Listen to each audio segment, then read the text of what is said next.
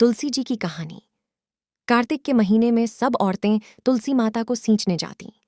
सब तो सींच कर वापस आ जाती, परंतु एक बुढ़िया आती और कहती, तुलसी माता सदकी दाता, मैं सिंचू बिरवा तेरा, तू कर निस्तारा मेरा।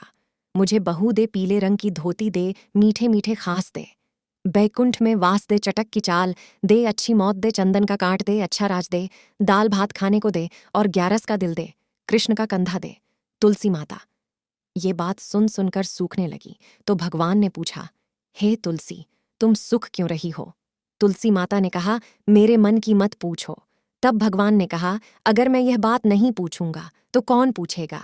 तब तुलसी माता ने कहा कि एक बुढ़िया रोज आती है और मुझे यह बात कह कर जाती है। मैं सब बात तो पूरी कर दूंगी, लेकिन कृष्ण का कंधा कहाँ से दूंगी? तब कृष्ण भगवान बोले कि तुम चिंता मत करो, जब वह मारेगी तो मैं अपने आप कंधा दे आऊंगा। कुछ समय बाद बुढ़िया माई मर गई।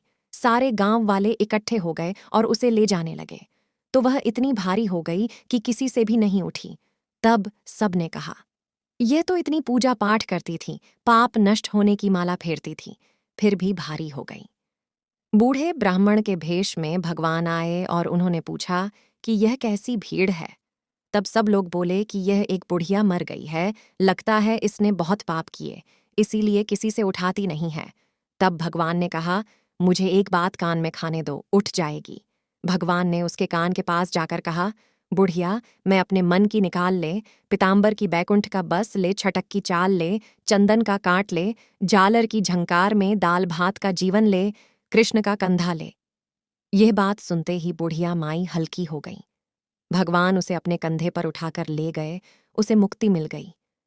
हे तुलसी माता, जैसे उसकी मुक्ति की वैसे हमारी भी करना। जैसे भगवान ने उसे कंधा दिया, वैसे हमें भी देना।